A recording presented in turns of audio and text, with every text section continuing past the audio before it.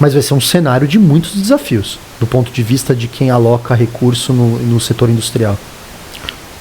E no mesmo sentido aqui o Diogo está dizendo, completando, aqui ele mandou 2 mensagens, tá? Então ele diz assim: professor, considerando o impacto das novas taxas e medidas econômicas na China, o senhor acredita que isso pode acelerar a saída de fábricas estrangeiras da China ou favorecer a ascensão de empresas chinesas como a Huawei na disputa com as grandes empresas de tecnologias americanas?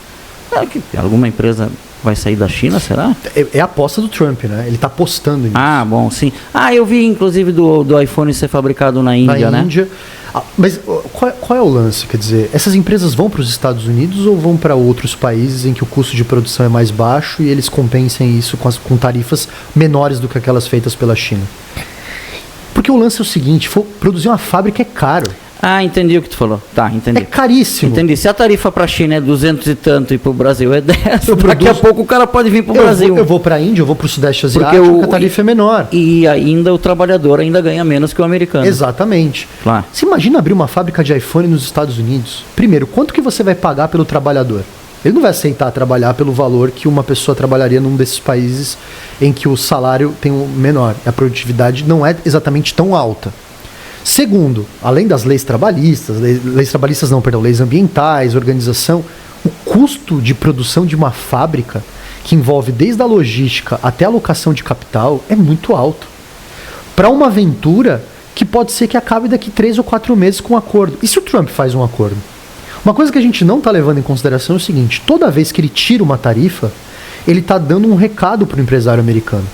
Olha, fica na sua aí, porque eu não sei se amanhã eu vou voltar atrás. E se eu voltar atrás, você tirou tua fábrica de um lugar para levar para outro, gastou dinheiro à toa. Então, para o empresariado americano... Terrível. É terrível. Ele vai dizer, vou ficar... No pior dos mundos, eu fico onde eu estou e espero para ver o que vai acontecer. Mas a pergunta dele é interessante. Quer dizer, a China não está jogando parada nesta parte. Então, não sei se você está percebendo nessas últimas semanas a quantidade de notícias de empresas americanas lançando inteligência artificial, lançando produtos e Sim. Parece que eles estavam com o portfólio todo fechado e resolveram lançar todo junto. A China está meio que dando um recado, né? A gente vai jogar esse jogo. Nós temos grandes universidades, muito dinheiro em pesquisa e desenvolvimento. Nós vamos entrar nesse jogo para disputar, né?